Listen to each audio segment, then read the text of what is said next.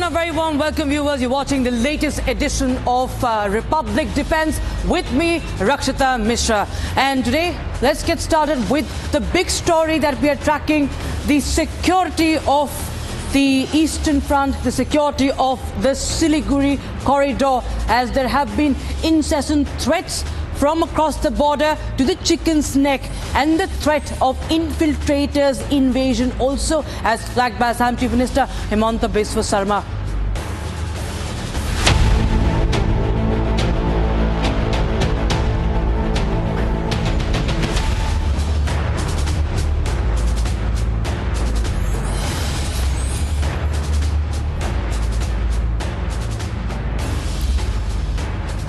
Now, viewers, this has become a national security concern, a priority for our armed forces right now. India's most fragile strategic corridor, the Siliguri Corridor, called the chicken's neck, yet again on target by Bangladesh and Pakistan, the unholy nexus. There's a clear strategic reason why this corridor is being singled out, wedged between Bangladesh to the south and west and China to the north. This corridor is barely 22 kilometers wide at its narrowest point, and it is the only land bridge linking 8 northeastern states with mainland India. Just about 135 kilometers from the Siliguri Corridor, Bangladesh is reviving the old World War II era, the Lalmonirhat Air Base, reportedly with Chinese assistance. Spread across more than 1,000 acres with a 4-kilometer runway and a large tarmac, its revival so close to India's eastern frontier has raised deep concerns. And adding to this is a stark warning from Assam Chief Minister Himanta Biswa Sarma. Listen in. We have all along discussed the chicken neck. Have we ever discussed who are the people in the chicken neck? Everybody who is there in the chicken neck, everybody have come from Bangladesh. Tomorrow, if government of Bangladesh say that let me take over the chicken neck, now the local people will say please come, because they themselves have come from Bangladesh. Let's also remind you that this is not the first time Dhaka has tried to provoke India. It was in March this year that Yunus addressed Chinese business leaders saying that the 7 states of eastern India are landlocked, and since they have no way to reach out to the ocean, Dhaka is the only guardian of the seas, guardian of the ocean. And compounding this is the shadow of the Bangladesh-Pakistan axis. We've seen how Pakistan's reports had suggested how Pakistan's ISI had set up a special cell inside the High Commission in Dhaka. Not just that, we've seen how top Pakistani general meets Yunus, and he is presented with a book, with a map that shows greater Bangladesh. And we've seen, of course, provocations after provocations by different leaders, these jihadi leaders of late that have continued to provoke India as far as the Siliguri Corridor is concerned, viewers. Now, we'll try and tell you why it's important and how India has been securing the chicken's neck. Lieutenant General Shaukin Chauhan, defense expert, joins us on the broadcast. Many thanks for once again joining us on the Republic Defense. And last time we also were again discussing the Siliguri Corridor. Now, this has become a focal point, and for days to come, it seems it's going to be a flashpoint, because we do on one hand see Bangladesh leaders trying to provoke with their statesmen one after the other.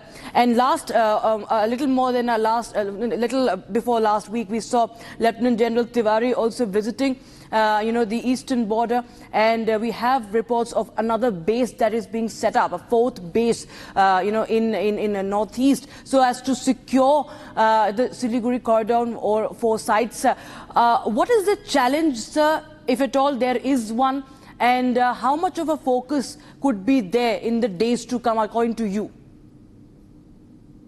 Good afternoon, Rakshita. Thank you for calling me on the show. Now, we must get a couple of things straight. Is that, yes, Siliguri Corridor at its narrowest is 22 kilometers wide. It has Bangladesh on one side, as you mentioned. It has China or Tibet beyond the Doklam Plateau, which is a fair amount of distance, and they have not yet reached the Doklam Plateau. They are behind and below it. We continue to hold the Doklam Plateau. We have Nepal on the west, which is a very friendly country. So when you talk of 22 kilometers at the narrowest and you say that can Bangladesh cut it, it's a very difficult situation. It's not easy for Bangladesh. They haven't brought in any army inside the salient to even think that they can cut it because Bangladesh itself is very vulnerable in that area. And even in this turmoil, Bangladesh does not benefit from destabilizing the Siliguri corridor. Yes, there are issues about the population close by, but I don't see a problem here. While there are many political leaders who might wish to create some issues on both sides, but at the present moment, the Siliguri corridor is well protected. We don't need to be worried about it.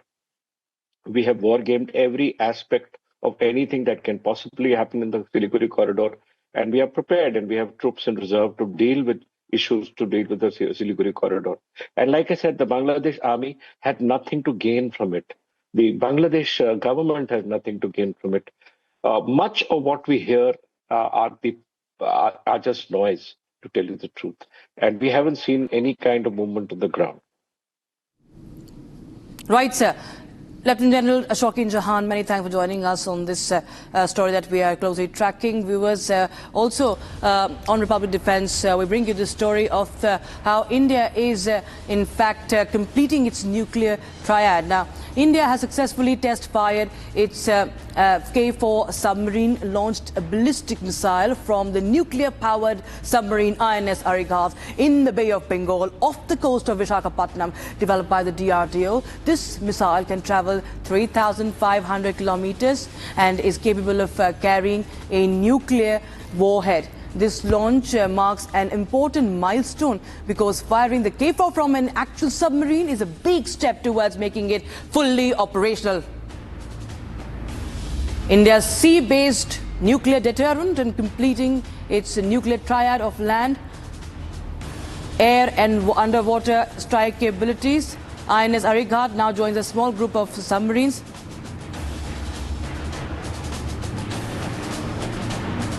So this is the precision of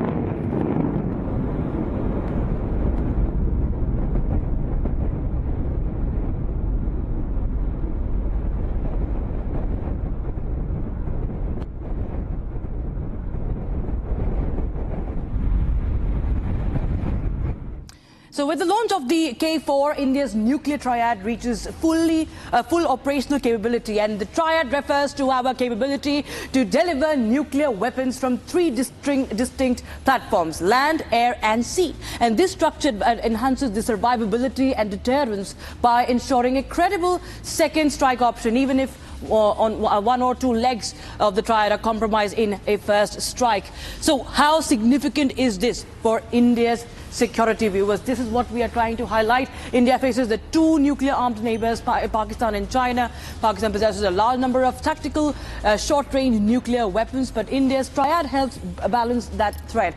And China, meanwhile, has a much larger and rapidly modernizing nuclear arsenal, including advanced submarines and long-range missiles. So let's take you through each of these legs, the nuclear triad that we're talking about. So for land, you have the Agni 5, you have the Agni P. And then you have for air, you have the Rafale, you have the Sukhoi Mark 31, and you have the Mirage 2000. For sea, now you have INS Arihant and INS Arighat. Now we've seen the test that has been conducted. So it comes at a very, very crucial time. I go across straight to our defense expert, Lieutenant General Shaukin Chauhan, for more on this. General Chauhan, well, there has been a lot of talk about, deterrence, and this is what this is being called, India again testing the capability, and the nuclear triad now complete. It comes at a very, very crucial time, sir, when India is, facing threats. It has been facing threats for the longest time. Of course, you know it better, sir. But at this point, post-Operation Sindhur, and with the threats coming in from the east as well, so this becomes very, very important. You're right, Rakshita. Let's sort of break this down. Let's take the threats that are there. The threat is from China, as we know, which has the nuclear capabilities. The threat is from Pakistan, that we know that has nuclear capabilities. And though we had the air and the land, why were we still insecure about the sea?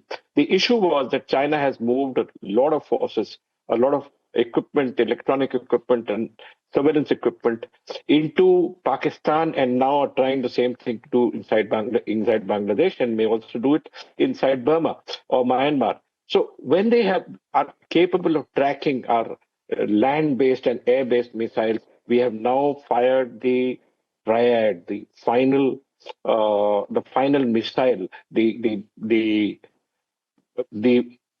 K5, which is actually a 2-ton missile capable of firing up to 3,500 kilometers. Now, this is not trackable. And we've also said that we are going to be developing a 6,000-kilometer missile, which is actually the way we have to go. This 3-stage solid fuel missile is absolutely different from the K4 and the K5 missile. And the development of this and the continuous process by which we are taking this forward shows that India is capable of causing any kind of damage in case damage is caused on us. You're aware, of course, Rakshita, that we are a nuclear power which has said that we will not strike first. And that's an important issue. But in case we are struck, we now have the capability to hit the heart of any country that decides to hit us with nuclear missiles. And this Triad gives us that capability of sending the missile 3,500 kilometers away, which is an amazing experience. We've talked about being secure in the heavens. We are now secure in the waters, and we will be operating this in our own maritime in our own maritime backyard. This missile is actually a hypersonic weapon with multiple independently targeted MIRV warheads, capable of a speed of 7.5 Mach, and it can carry 2 to 3 conventional warheads. Imagine 2 tons of missile, or 2 tons of a nuclear payload, and it's 12 meters long. And this SLBM, why is that the SLBM? SLBM is so much a more difficult missile to make. Right. The reason is that it has to go through the submarine, through the pressure of the water, and then go upward. So of the Triad, the SLBM is probably the most difficult missile to make. And Absolutely. I congratulate DRDO for giving us this capability. And now that we have this capability, we are that much more stronger here. Right, sir. Well, General Chauhan, always a pleasure talking to you, and many thanks for sharing your understanding of the situation. Now, as we shift our focus to the other stories, now India has taken another major leap in strengthening its air defense shield with the user trial of the Akash NG, Akash Next Generation Missile System, at the integrated test range in Chandipur, Odisha. The test saw the system intercept high-speed aerial targets at various altitudes and distances. Now, this Akash missile system, the Akash missile system, covers a range of 4.5 kilometers to 25 kilometers, and it can engage aerial threats flying between 100 meters and 20 kilometers in altitude. It uses a command guidance system and can target helicopters, fighter aircraft and unmanned aerial vehicles. What does this success mean? The successful test? It means that when positioned along India's borders, the system can cover dense threat environments. Its deployment near the western border allows interception of aircraft or drones operating over nearby sectors such as Punjab or Rajasthan. And deployment along the northern border provides coverage against the threats that may originate from areas across Ladakh or Arunachal Pradesh. And therefore, Akash NG's entry into service is expected to expand India's air defense envelope.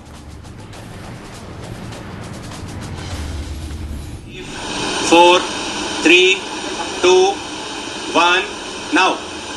-4, 3, 2, 1, now.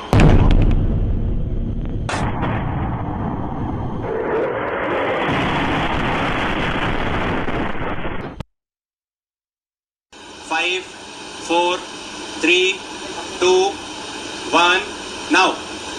-4, 3, 2, 1, now.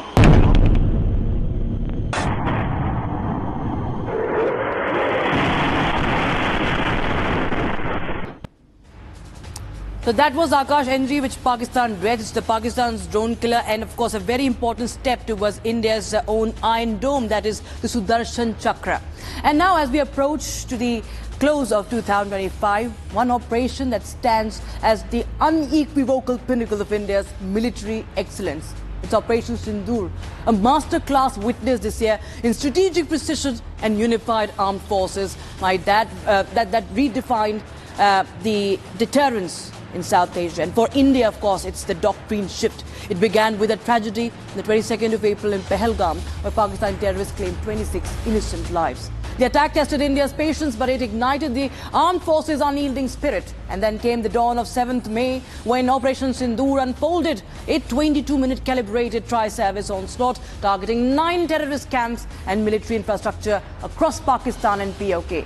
Operation Sindhur was India's response to the Pahalgam attack, and a message: Pakistan's worst nightmare.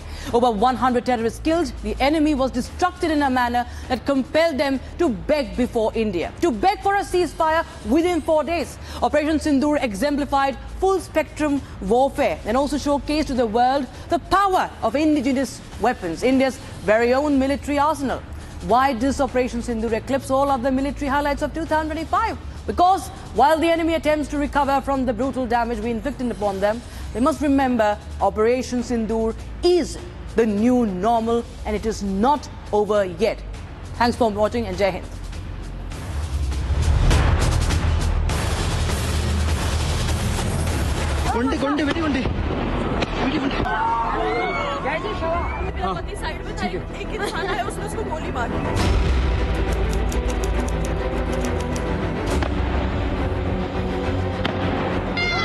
अरे नहीं हम लोग फौज हैं हम लोग मेरे पति का बच्चा लो हम बचा देगा कोई बात नहीं प्लीज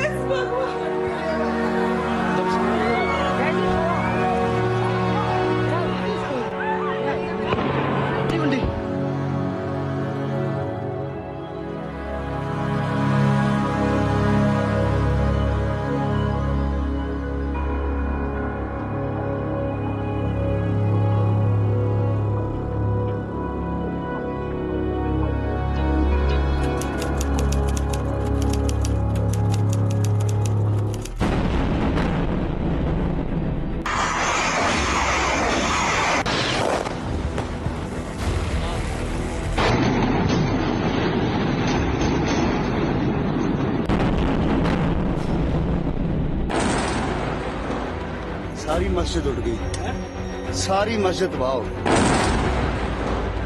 अटैक हुआ है नूर खान बेस पे। I think we can see an explosion. We hear an explosion. Jets here, jets hovering. We're right now in Srinagar, and we can actually smell some smoke, and the sky at one part became red. There was an explosion, sound very much visible. Seems there is panic across the border.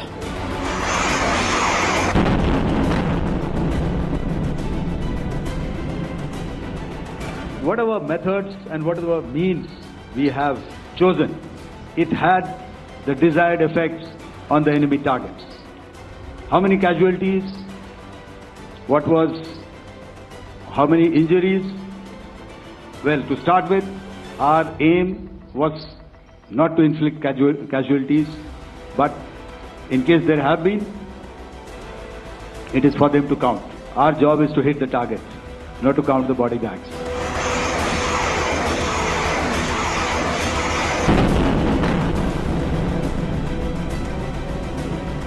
if I was to just encapsulate this whole operation, 88 hours is what it took for the enemy to come and ask for a cessation of hostilities. You're well aware of that.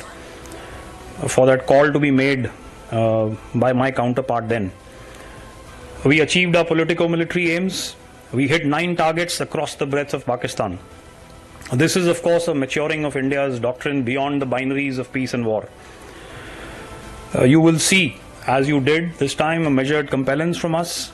And of course, this was a fusion of military precision, diplomatic agility, informational superiority, and economic leverage.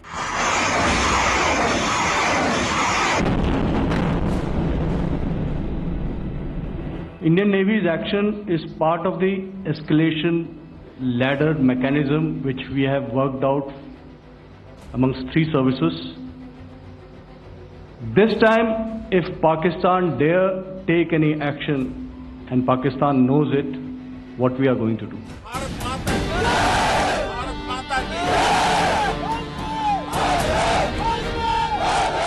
Pakistan और PoK में जिस तरह से हमारी armed forces ने terror camps को नेस्त नाबूद किया है, वो हम सब के लिए एक गौरव का विषय है।